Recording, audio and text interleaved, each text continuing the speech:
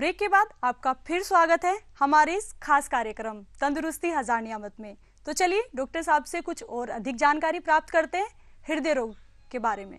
तो डॉक्टर साहब, यहाँ पर आपने बताया कि हृदय रोग के क्या कारण हो सकते हैं। अब आप हमें ये बताइए कि इसके निवारण क्या हो सकते हैं और क्या हम विशेष सुविधाएं इसके लिए बरतें कि ये चांसेस कम से कम हो। जैसा हम हर बीमारी में कहते हैं कि prevention is always better than cure. तो कुछ तो हमें ऐसा जीवन शैली में चेंज करना होगा। Regular exercise, regular diet control, ये दो बहुत ज़रूरी हैं कि हम लोग, या जिन लोगों में आपको लगता है कि फैमिली हिस्ट्री बहुत ज़्यादा स्ट्रॉन्ग है, जिनके मदर फादर को हार्ट डिजीज़ थी, तो ऐसे लोगों को रेगुलरली स्क्रीन करना होगा जी। तो आप 2 साल में 3 साल में एक बार स्क्रीनिंग टेस्ट जरूर कराएं कि भाई एग्जैक्टली मेरा वर्क कैपेसिटी कैसी है, वेट कैसा चल रहा है, ब्लड शुगर कैसा चल रहा है, क्योंकि ये सारे जो है यूजुअली ब्लड शुगर से कोई सिम्टम क्रिएट नहीं होता है। बहुत सारे पेशेंट्स हैं जो ब्लड शुगर हाई लेके हम घूमते रहते हैं ऐसे ही, तो उसकी वजह से भी हार्ट अटैक्स के कारण बहुत बढ़ते हैं। एक तो हमें रेगुलर स्क्रीनिंग की बहुत ज़रूरत है, एक्सरसाइज की बहुत ज़रूरत है, डाइट कंट्रोल करना है, रेगुलर मेडिटेशन करना है, चाहे वो किसी भी फॉर्म में करें या आप किसी पूजा में बैठें या मेडिटेट करें, वो बहुत ज़रूरी है। रेगुलर स्लीप होना बहुत ज़रूरी है। ये तो हुई प्रिवेंशन की बात। अब दूसरा, अगर कभी आपको कभी भी कोई चेस्ट डिस्कम्फर्ट महसूस होता है तो कोशिश कीजिए कि उसे अवॉइड ना करें, उसे तुरंत दिखाएं। हाँ, नियर बाई डॉक्टर के पास आप जाइए और वहाँ पे उस प्राइमरी सेंटर पे एटलीस्ट ईसीजी अवेलेबल हो, ईसीजी आप कीजिए। अब तो इतने ज़्यादा मास कम्युनिकेशन के ऑब्जेक्ट्स आ गए हैं, मोबाइल्स आ गए हैं, आप एक फ़ोटो क्लिक करके भी अगर आप किसी दूर दराज अपने रिलेटिव को भेज रहे हैं या किसी डॉक्टर को भेज रहे हैं तो एटलीस्ट वो देख के बता सकता है कि ईसीजी में कोई चेंजेस हैं या नहीं है। सेकेंडली, कोशिश करें अगर प्राइमरी हेल्थ सेंटर्स पे जो डॉक्टर्स बैठे हैं तो एटलीस्ट जो लाइफ सेविंग मेडिसिन हैं, जैसे सिंपल मेडिसिन हैं जैसे डिस्प्रिन हो गई, जो ब्लड थिनर इफेक्ट क्रिएट करती हैं, वो जो है अवेलेबल हो, क्योंकि वो उनकी कॉस्ट भी बहुत ज़्यादा नहीं है। At least they can provide a primary care, और उसके बाद जैसे भी हो और पेशेंट को शिफ्ट करें एक हायर सेंटर पे एज अर्ली एज पॉसिबल। जी डॉक्टर गुप्ता, क्या जो अस्थमा का पेशेंट होता है उसे भी हार्ट अटैक की प्रॉब्लम हो सकती है? क्योंकि कई बार उसे सांस लेने में बहुत दिक्कत सी महसूस होती है। हाँ, नहीं, asthma is totally different disease. Asthma जो है बिल्कुल लंग से रिलेटेड है, ऐसा कोई को रिलेशन नहीं है। लेकिन नो डाउट क्योंकि चलने में सांस फूलता है तो वो दोनों को लोग को रिलेट करते हैं कि ये हार्ट की वजह से या एस्थमा है। उनका आपस में कोई कोरिलेशन नहीं है। और सर, जो ये ब्लड प्रेशर जो है, हाई ब्लड प्रेशर की वजह से क्या हार्ट अटैक का कारण हो सकता है? हाँ, हाई ब्लड प्रेशर एक वन ऑफ दी कॉजेज़ है कि पेशेंट को जो है as such high blood pressure की वजह से हार्ट अटैक नहीं होता है, लेकिन क्योंकि हाई ब्लड प्रेशर की वजह से हृदय की मांसपेशियों पे जो है प्रॉब्लम आ जाती है, हार्ट की ऑक्सीजन रिक्वायरमेंट बढ़ सकती है, तो वो लीड कर सकती है कि पेशेंट को जो है एंजाइना पेन या चेस्ट पेन हो, लेकिन वो कोई डायरेक्ट लिंकेज नहीं है हार्ट अटैक के साथ। डॉक्टर संजीव, सामान्यतः ये कहा जाता है कि ये फर्स्ट अटैक है, इसके बाद सेकेंड अटैक, उसके बाद थर्ड अटैक जो होता है वो लास्ट अटैक माना जाता है। तो ऐसा कुछ है या फिर लोगों की ऐसी अवधारणा बनी हुई है? नहीं, लोगों की धारणा, ऐसा ज़रूरी नहीं है कि फर्स्ट अटैक हो सकता है कि जो आपका फर्स्ट अटैक हो, ये डिपेंड करता है कि हर अटैक आपके हार्ट को कितना डैमेज पहुंचा रहा है। एक हार्ट के काम करने की क्षमता, एक सामान्य आदमी के हार्ट के काम करने की क्षमता लगभग 65% के आसपास होती है। आपका एक अटैक भी जानलेवा हो सकता है, डिपेंड करता है कि हार्ट की कितनी मेजर बड़ी वेसल्स को उसने ब्लॉक किया है जी। ऐसा कोई ज़रूरी नहीं कि आपको 3 अटैक तक वेट करना है कि तभी आदमी को जो है प्रॉब्लम क्रिएट होगी। फर्स्ट अटैक हम कई बार देखते हैं कि अधिकांश लोग 50% लोग तो हॉस्पिटल पहुंच ही नहीं पाते हैं, क्योंकि जो है मैक्सिमम लोग जो है कोलैप्स हो जाते हैं घर पे हार्ट अटैक के तुरंत बाद। तो ऐसा नहीं है कि आपको फर्स्ट अटैक हो गया तो आप सेफ हैं, या सेकेंड अटैक हो गया, कोई भी हार्ट अटैक जो है आपकी जान ले सकता है। डॉक्टर साहब, ये स्टंट क्या होता है इसमें? यूजुअली अगर हार्ट अटैक को आप देखें तो हार्ट अटैक होता है नसें की नसें के अंदर धीरे धीरे कोलेस्ट्रॉल का डिपोजिशन होता है और हार्ट की नसें धीरे धीरे सिकुड़ती जाती हैं। जब ये हार्ट की नसें, आप कह सकते हैं कि जब उनका कैलिबर 70% से कम हो जाता है तो आमतौर पे आदमी जो है चेस्ट पेन फील करने लगता है। बिल्कुल।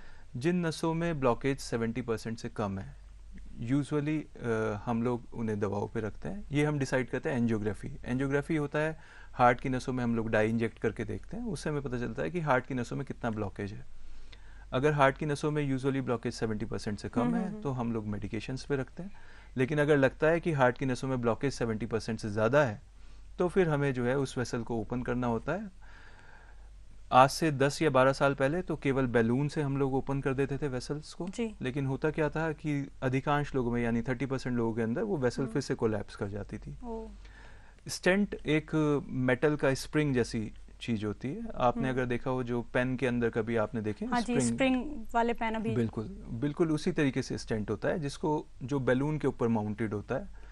जिस पार्ट में हार्ट की नस में ब्लॉकेज होता है हम लोग स्टेंट को वहां तक ले जाते हैं और उसको फुला देते हैं स्टेंट को, तो वो स्टेंट जो है हार्ट की नसों से एकदम चिपक जाता है और उस वेसल को ओपन कर देता है। जी डॉक्टर साहब, तो it's just like a stent.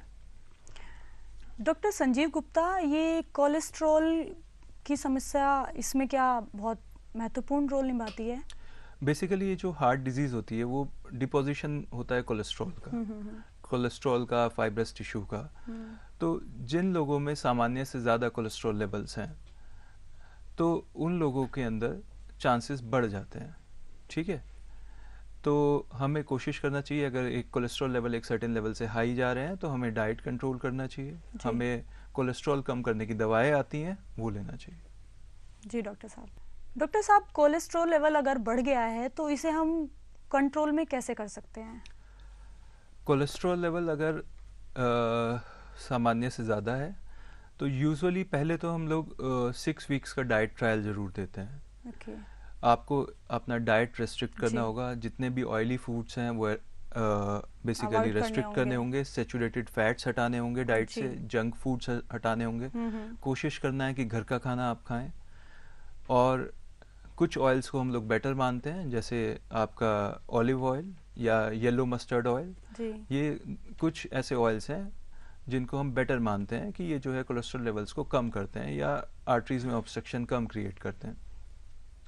Secondly, अगर डाइटरी मेजर्स के बाद, एक्सरसाइज के बाद भी कोलेस्ट्रॉल लेवल्स का रिड्यूसिंग ट्रेंड नहीं है तो डेफिनेटली फिर हम लोगों को जो है कुछ मेडिकेशंस यूज़ करनी होती है जो अलग विभिन्न प्रकार के कोलेस्ट्रॉल्स पे काम करती हैं और उनका जो है लेवल रिड्यूस करती हैं। और फिर समय समय पे जैसे हमने एक मेडिसिन दी, उसके 6 वीक्स के बाद फिर से हम कोलेस्ट्रॉल लेवल रिपीट करते हैं और अकॉर्डिंगली मेडिसिन की डोज एडजस्ट करके एक सर्टेन नॉर्मल लेवल पे कोलेस्ट्रॉल्स को लाते हैं। डॉक्टर साहब, क्या लक्षण हो सकता है कि हमें खुद ही आभास हो जाए कि हमारा कोलेस्ट्रॉल लेवल जो है वो अब बढ़ चुका है? नहीं, कोलेस्ट्रॉल लेवल बढ़ने का कोई ऐसा कोई लक्षण नहीं होता है, ठीक है ना। इसीलिए मैं कहता हूँ कि हमेशा हमें स्क्रीनिंग जरूर कराना चाहिए। 2-3 साल के अंदर एक बार ब्लड टेस्ट करा लिए, ठीक है। यूजुअली अगर आप देखें तो अब जैसे जब तक मैं डॉक्टर नहीं बना था तो मैंने भी 20 साल में कभी अपने ब्लड टेस्ट नहीं कराए।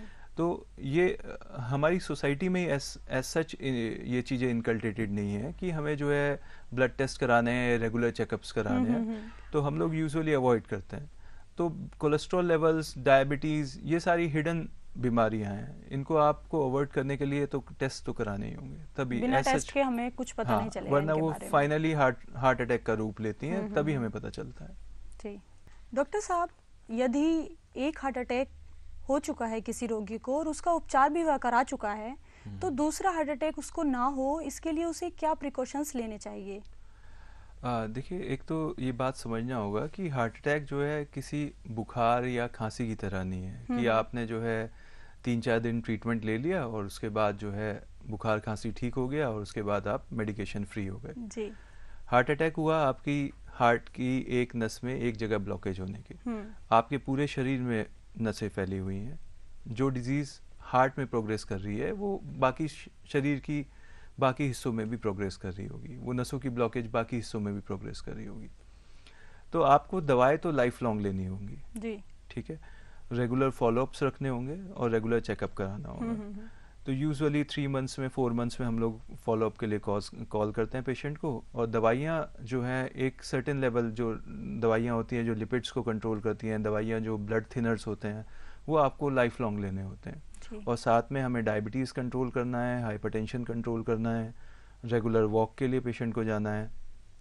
तो ये सारे, और समय समय पे हम लोग हार्ट का अल्ट्रासाउंड, जिसे इकोकार्डियोग्राफी कहते हैं, वो करके देखते रहते हैं कि हार्ट के काम करने की क्षमता कैसी है, हार्ट के फंक्शंस कैसे हैं। तो बेसिकली लाइफ लॉन्ग उसको जो है फॉलोअप में रहना होगा, तभी जो है आप प्रिवेंट कर सकते हैं फर्दर हार्ट अटैक्स को। डॉक्टर गुप्ता, इसके बारे में और जानकारी दे दीजिए कि यदि किसी पेशेंट के में लक्षण दिख रहे हैं कि हाँ ये हार्ट का रोगी हो सकता है भविष्य में, तो उसके नेबर्स या फिर उसके फैमिली मेंबर्स इन इमरजेंसी क्या एक्शंस उसके लिए ले सकते हैं? यूजुअली अगर आपको कभी भी लगता है कि पेशेंट को चेस्ट डिस्कम्फर्ट है या कोई भी प्रॉब्लम हो रही है, तो अगर आसपास कहीं आपके पास डिस्प्रिन अवेलेबल है या कोई ऐसी टैबलेट अवेलेबल है, तो एटलीस्ट डिस्प्रिन उसको च्यू करने के लिए दे दें। नियर बाई हॉस्पिटल में जाना है, अगर ईसीजी कहीं हो सकता है, कोई भी आसपास ईसीजी कर सकता है तो एक ईसीजी जरूर करा लें। और जो भी नियर बाई इमरजेंसी है वहाँ पे आपको रश करना पड़ेगा, क्योंकि हार्ट अटैक एक ऐसी बीमारी है जिसको आप घर पे रह के ट्रीट नहीं कर सकते हैं, या जिसमें घरेलू उपचार संभव नहीं है, या ये ऐसा नहीं कर सकते कि भाई अभी बुखार है तो क्रोसिन ले लिया, कल सुबह डॉक्टर को दिखा देते हैं। क्योंकि इसमें टाइम ही सबसे ज़्यादा इम्पोर्टेंट है। जितना जल्दी आप हॉस्पिटल पहुँचेंगे उतना कम हार्ट की मांसपेशियों को डैमेज होगा और उतना कम जो है आपकी आने वाले भविष्य में आपके हार्ट की काम करने की क्षमता कम गिरेगी। तो ये बहुत ज़रूरी है कि आप जल्द से जल्द हॉस्पिटल पहुँचें और वेट ना करें। आप एम्बुलेंस का वेट नहीं कीजिए, अगर आ जाती है तो वेल इन टाइम आपके पास जो भी व्हीकल है कोशिश कीजिए कि उसको लेके जैसे तैसे करके आप जल्दी से पहुंच जाइए। बिल्कुल, क्योंकि हमें फाइनली पता है कि ट्रीटमेंट घर पे संभव नहीं है इसका। बिल्कुल। तो डॉक्टर साहब, आपका बहुत बहुत धन्यवाद हमारे दर्शकों को हृदय रोग के बारे में इतनी विस्तृत जानकारियों से अवगत कराने के लिए। नमस्कार। तो दर्शकों, अब वक्त हो चला है आपसे विदा लेने का। जैसे कि आज हमने चर्चा करी हृदय रोग के बारे में, विभिन्न जानकारियों से आपको अवगत कराया, समस्याओं के साथ साथ आपको समाधानों से भी अवगत कराया। देखते रहिए तंदुरुस्ती हजार नियामत। हम फिर हाजिर होंगे एक नए विषय के साथ, एक नई जानकारी के साथ। तब तक के लिए नमस्कार।